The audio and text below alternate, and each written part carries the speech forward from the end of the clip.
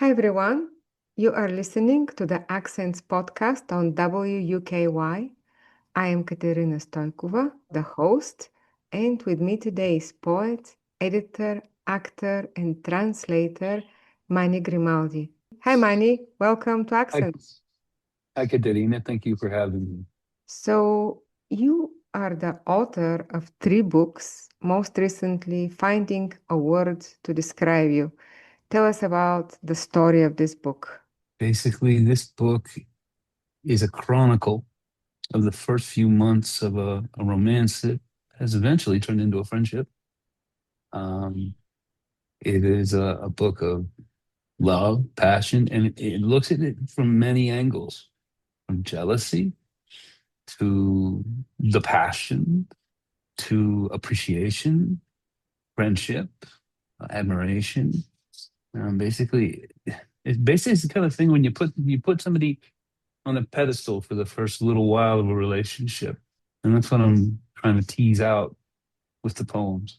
Was in any way the writing of these poems helpful in turning the romance into a friendship? Yes, she loves the poems, this friend. And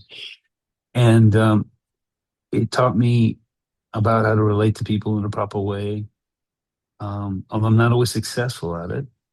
And she herself is a writer, and we cultivated a writing relationship together. Some so I know one thing, she admires the book very much, and the relationship has developed, like I said, into more of a practical relationship as of late. And I wrote it very much concomitant with everything that was happening. When something happened, I wrote a poem. I would love to hear a couple of poems. I have one that I really like called St. Augustine is in Hell. When I told my father about that title, he made a funny face. I said, no, no, no. St. Augustine before he became St. Augustine. So St. Augustine is in hell. It's not a question of wanting to be your lover. I already am. Take off your clean shirt ironed by me. The instructions are simple, nothing less than a bullet to the head. The angry warthogs that ramble to eat me each night in the dreams of my pen. Take out your happy. I am not tired today. Deposit rivers and lakes where my songs rise to sing. I will take shears and make blankets to drench in the folds of your perfume. We will come here to remember. We'll never wash by modern means, only the way an orchestra follows a tune with the pitch and thrust of a moving, graceful woman or man, or by the shameless smiles of two chimpanzees ordering fish at market price, or when Neil Armstrong realizes he leaves the lunar landing module without a thought of his wife. Abandon the forest of ourselves. Evening, I open the door to your kitchen where you sit embarrassed to let me look, much less let me fry you fish at market price. But our clothes hang from the rafters and ceiling fans. You, round and broken as summer heat you are, I fell for the heart of the woman in your mind's eye, watching herself, watch me, watch her. I don't know if you cared or even knew every last atom of her. You, whom I write to most often, but not allowed to see. Amazing reading, Manny. Where did you learn to read poems like that? Patrick Kagan Moore and Tony Haig at Center College, and Robert Parks Johnson in Lexington when I was doing summer Shakespeare. How cool. Well, read us another poem. This one is an ekphrastic poem based on the painting Hope by George Frederick Watts. It's called Where Judas Contemplates a Painting. I stared into the sun for 5 minutes because they said no. Since then, I've had problems believing. Hope was something wilder than streets, horses, and cut purses. I feel humble and naked, the colors muted and bold, shaded, radiant, and lacking glamour. Nerves nonetheless entirely uneasy, the unknowingness of hope, of life. I, today, a writhing, disconsolate being, so hungered and pained to play her music, with not even two strings there, no, not two, on the lyre, an intrusive thought of failure where she sits on the cold mud. This is what I think about her. This is what I think about us. Thinking, I get my hopes up. Every time I think a child is floating in the deep, every time my sister looks tired after work, every time my beloved writes to me, my hope is wrought so it burns. My skin makes reply. There are too many sunburns in my retina to fly, to give up on hope. For the strokes of my oil and brasier, they are a mirror. I can't have what I want. To forget myself before the altar, to forget you. Because when I donate coffers to the poor, it burns. My God, it does. Think what my life would have been had I believed of a hope as the painter did. What Gotta is remember what he one did. word to describe you, Manny? Mercurial. Why? Because I'm impulsive. I go with my gut. I don't go with my thoughts. I go with my feelings. I have a temper. I my mind races like Mercury does to deliver messages. You know, and I played Mercutio in Romeo and Juliet once, and when started playing the character, the director said, "Don't be a grenade on stage. Be a laser beam." He had to focus me. I love that. Don't be a grenade on stage, be a laser beam. And what Yeah. is one word that your friends would use to describe you? My honest friends have a word that I can't say on the air. Um, um, what would they say? Passionate. I mean, most of my friends would say I'm passionate. That's the nicest way of putting it. Please read us another poem. Okay, I want to read a good one. Mathematics of distraction. Speak to my heart instead. I sleep. While here at home, you sang 2 + 2 = 5 tonight. We spoke nothing, did nothing but one clap-trap language, ringing words unachieved, like respect without a center. Peel and cry me a glass onion. Doll boy, you want me back. This love chews a person up. It will tear down the world and leave us wrestling inside of two quatrains, two tercets, and a knife. I love it. What a sense of danger. You think that love is dangerous? Very risky. You risk a lot. You risk your ego. You sacrifice your ego to love somebody. And also, if you've been making mistakes, somebody's going to point them out. And that's another thing. It's hard to believe yourself sometimes, whether you've been sincere or not. You go through doubt. I mean, I'm speaking of, no, I don't want to use the pronoun you. I need to use my own pronoun. I go through doubt sometimes as to whether I'm being a genuine good person in a relationship. And criticism is a thing that I don't deal with very well. And I'm better at giving it than receiving it. And when you love somebody, I think it's an action moreover than anything. It's not a feeling. I read a lot about feelings in this book. I was struggling to find the action. And I think it's like polishing a mirror, really. There's always going to be dust on it. Or you say that you seek solitude, but you find yourself a terrible company. Yes. I have trouble being around people. Like I go to an event, I'll stay for 20 minutes. I go, but you gotta go see you later. Bye bye. Gotta go take care of something. I walked up to a friend this past weekend at an event, and I said to them, I said, I gotta go. Why? Self care. And they were like, Oh, I get it. That kind of thing. But then when I get home, um, I don't like it. Sitting still is very difficult. I would love to hear one more poem from finding a word to describe you, then I'm gonna move on to other books. Okay. I was reading a lot of Ray Armantrout, and I, she inspired me. She has those two-part poems sometimes, and I really like them. This one's called Grasp. She slipped an extra ice chip in her tea and stirred it quickly, as if making a point. According to physics, the faster you go, the less accuracy you have. The tea wept down the sides of the china, and she smiled. Either way, she was going to have this brew, whether on the tea service or in her belly. What could I hold on to? She kept smiling and pinched me under the table playfully. I'm very excited about your book, Manny. What has been the reception so far? That it's playful, that it's good literature. People say it's good literature, and that's very flattering to me.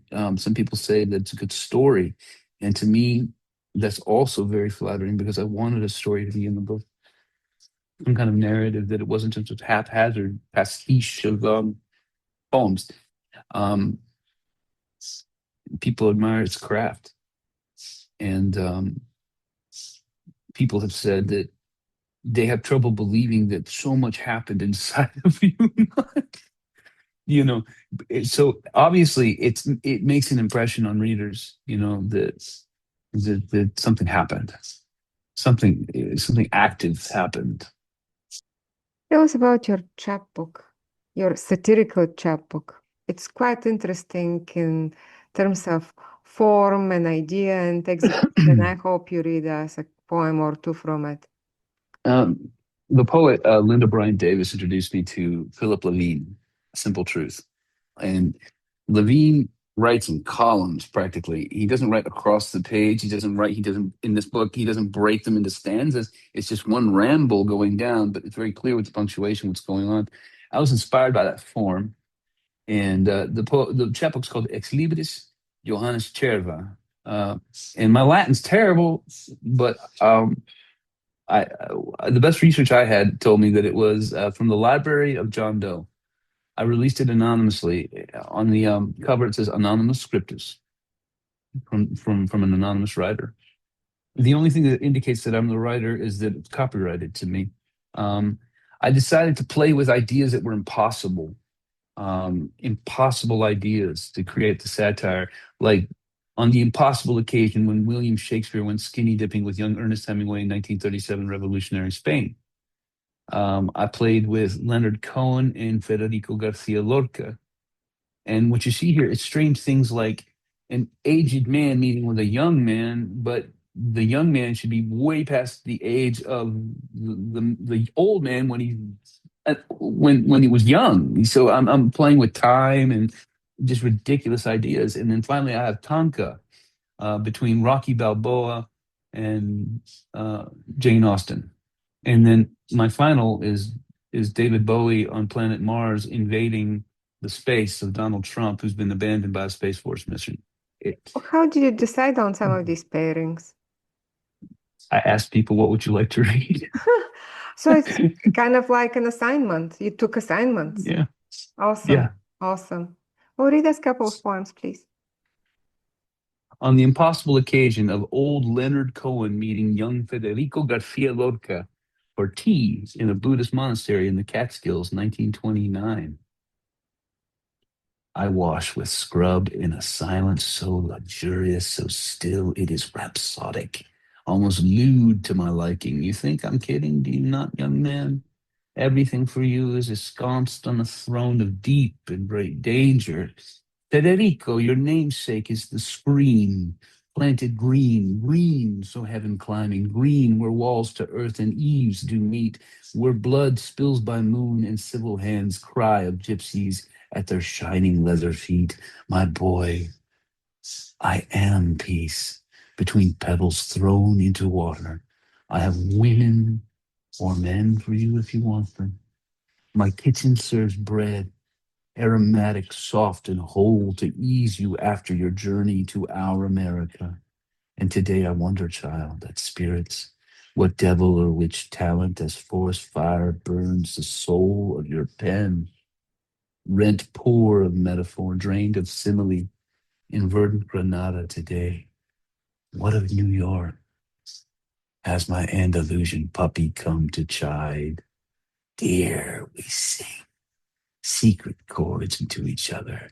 We please the muse and cease our civil war, stamp heels together, splintering the cedars from the naves to the tops, to the slow red stops of the Soleá, and make the weave of your pouting black locks wet with fixative to slide, words smearing unintelligible on the page, a wildness asking, a pregnancy begged.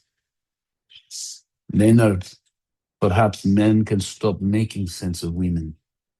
Perhaps life becomes less interesting, perhaps even boring.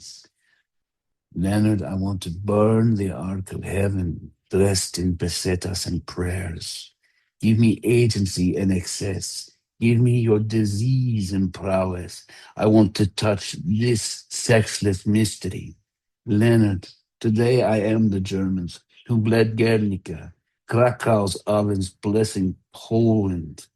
I will sit one day in the West, inside the bomb in New Mexico. I will light the sky with a duende, the grace and violence of all the poets, riding black horses on a plutonium core without a door, the sweet life dancing inside an eye with no walls, slightly smiling, with no walls broken widely open. Remarkable. So I want one more, and I am torn between the Rocky one or the Trump one. I can't do David Bowie. let me do let me do the impossible marriage of celluloid and paper. Rocky Balboa and Jane Austen write Tonka on the subject of love and fidelity. Awesome. Brute force southpaw takes no true woman by the hand, nor will win the day, for it is a truth well known. Ladies need little such play. Yo, I'll let you know, I see like a beagle, see? You're the best in town. And ever since I seen you, it's been great, absolutely. What tricks and cold schemes are these you present to me? Have you not a wife? Is she not your everything? You are her only love, yes? You want to go skating on the ice in town? It's the best time, yo. Oh, I won't let you fall down. Get a cheesesteak, lots of fun. You deflect, sir. Stop. See the Lady Adrian. Her name parts the clouds. For shame at your age. Be tamed. What fools you make of maids. Ha! I feel like a bum. We're in a fight. She's tired and told me to quit mixing with boxers, training, and take my shots here at home. Is it a crime, sir, to hold duties of estate with beast, child, and wife? She received those blows with you, those you took. Oh, sore battle. Jesus, oh God, Nick said I was a tomato, past my prime and blind. She was right, too. She always was so good to me. Oh, God. Self pity, fighter. Release it like a fire. She stands with you now, believes in all things, chose hell with you, and would die, I fear. Well, I suppose, Jane, if I don't get up, take hits, read her book of love, you say I'm big time stupid. I don't have to be this way. This gentle accord sits smiling in my pen's verse. Rocky Balboa, you've well slipped a monster jab. Now stand, moving forward, on. Those were Tonka. I love it. Thank you so much. Tell us something about your first book, Riding Shotgun with the Mothman. That was a labor of love too. That explores family issues that I've experienced, and frankly, my struggles with substance abuse in the past. and when I was married, and it doesn't really present much of a solution to these problems. It presents the problems, but there's an awareness underneath the poems that the writer is aware of a solution. The poems don't present a solution, if you know what I mean. It's kind of, you can sense it. You can sense that there's an awareness in the book, but and the whole idea behind the title was that when you're trying to run life, and life is, to my estimation, fate itself is neither. It's very impartial. It's about as scary as anything that can come up and bite you. And if you're in the car with something that's really the driver and you're telling it what to do, you're going to run into more problems than if you just sit still and enjoy the ride and let things take you where they're going to take you. It's not an advocate. I don't advocate not acting in your life and not doing things in your life, but definitely working with life is the action. Please read us one poem from that book. One poem, sure thing. This one's about my son. Russian dolls. You're thoughtful, quiet, locked within six matryoshka dolls. Your curiosity creeps sweetly out with a speech unable of your surface like stone blown smooth against Siberian shores. Your warm hunger kept by waiting, table beset. My son, you drew eyeballs in every corner and wall of your bedroom at the age of 3, and you laughed, asking why. My beautiful son, you said, I'm scared at night, and they helped fall asleep. So was it all right? Sure, it was all right. One August 9th, I was asked to leave, thinking it would be all right. All right. And we didn't hug and kiss until next winter. The first shell had fallen tight. I saw it in your painted eyes. How beautiful. Thank you very much. I happen to know that your full name is Manuel Jesus Grimaldi. Tell us about the origin of the name and a little bit about your ancestors. Manuel is a Spanish form of Emmanuel, which is a Hebrew word, which means God is with us. Um, like rooting for us, you know? And Jesus is a variant of Yeshua. It's like the same word actually, because it's the same word as Joshua in Hebrew, I believe. It means God saves, gets you out of gets you out of trouble. It's a caregiving name. Grimaldi is a German name originally. It's Italian now. It's Grimaldo. It means hard helmet, hard head. So there is a lot of protection actually in your name. I never realized that till now. Don't you think that you've had protection in your life? I should be dead. Many Basically, times over, many yeah, times over, lots of accidents, lots of things falling out of trees. Got attacked by skinheads when I was 18 years old, and something stopped them. And they all had knives. And I think maybe also it's a call to try to be protective and try to care. I think there is truth to that. You're protective of the people you care about. I've seen that over and over. Based on my personal history, I came up with this sentence. Home is where people can pronounce your name correctly. Do you agree? Yes. But people get my name wrong all the time in the United States. And I do consider so much home. But when people say my name correctly in the United States, I know that I'm in the presence of someone who I call home. Yes. Yes. I don't know why I'm asking this question, but here it is. Have you ever thought of moving to live abroad for a while? Mhm. I thought of going to Puerto de Santa Maria, which is about 12 kilometers, 20 kilometers outside of Jerez de la Frontera, which is Jerez is where they make sherry, flamenco capital of the world. But Puerto de Santa Maria is where some of my relatives have moved, the older ones, and it's where Rafael Alberti was born and died. And there's something really attractive about living in that little port town and living on the beach in a condo for a little while and writing. That's what I really want to do, but I've Well, thought that's about it. That's what I thought would be the reason Hmm. that you would go abroad. Because, I'm each once in a while I'm thinking that unless I get out a Dodge, I Hmm. won't be able to write anything. Yeah, yeah. That's not true for you. However, you write all the time and you juggle several projects at all times. Currently in a dry spell. Now that's a first. I've known you for a few years and um, you're in a dry spell, which to me is very exciting, Manny.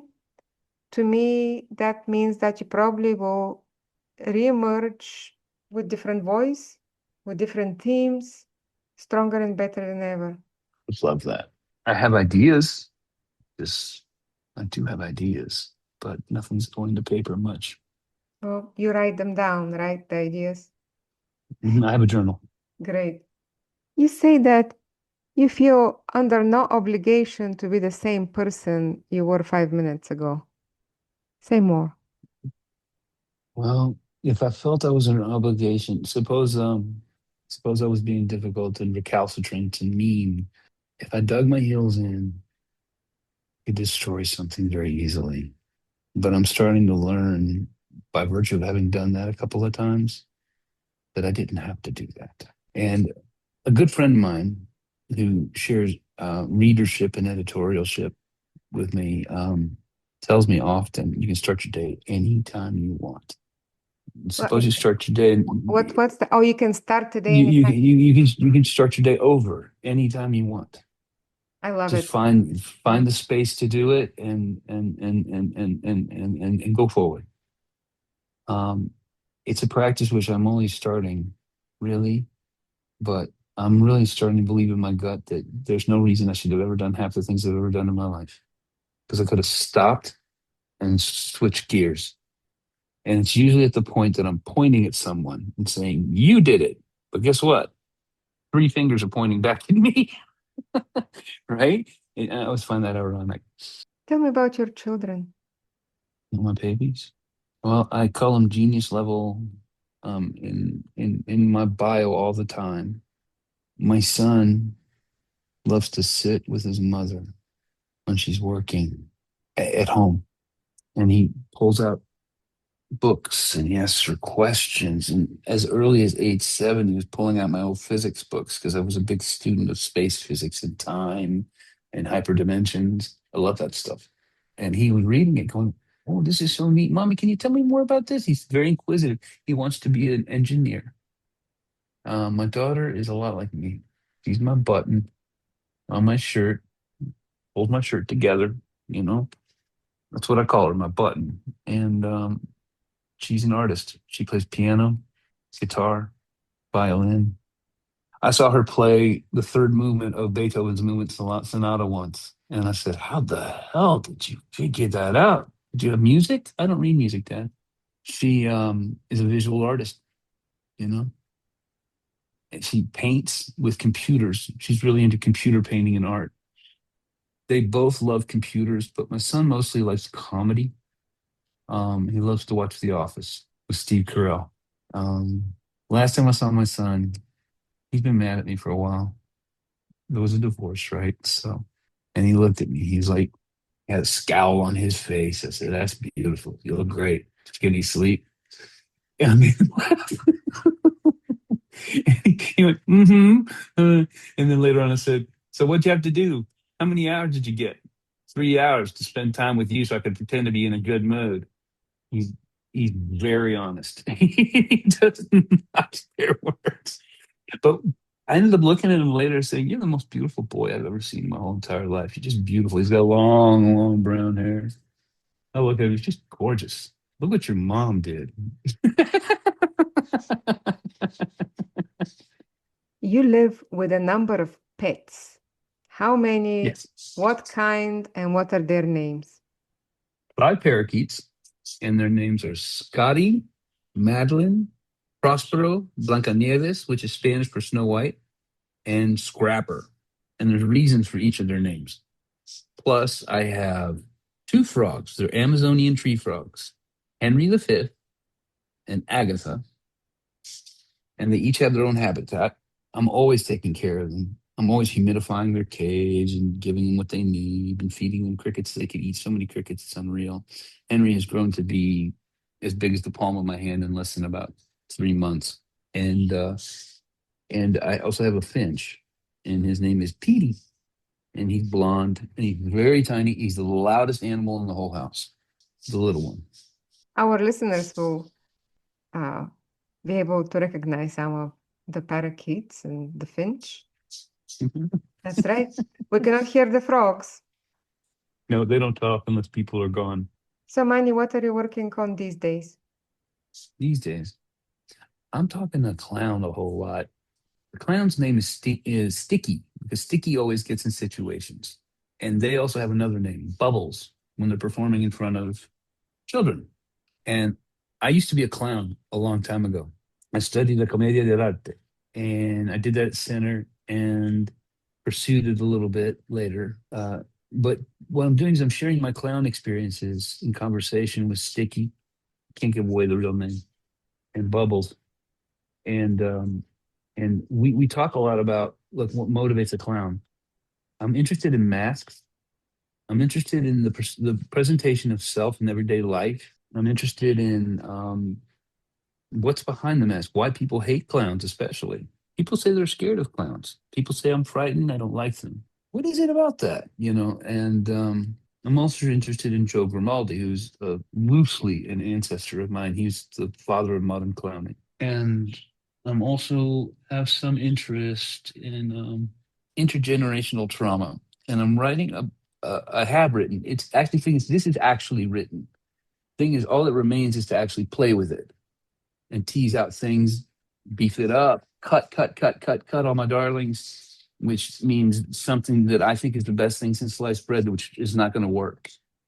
And it was my first attempt at writing a novella. I'm mixing the ideas of memoir, like a historical memoir covering generations, but fictionalizing it because it's like taking my family history and putting it in a dice jar and going and throwing it on the table. That's what I'm doing with it, and I'm putting in magical realism. So and the grit of American literature. It's kind of like reading something really that has the bite of Fight Club mixed with Gabriel Garcia Marquez. Those were my influences, but I wasn't drawing on their subject matter or anything. I was drawing mostly on actual stuff that's happened in history, and it starts with the Spanish Civil War. It ends in America. Amazing.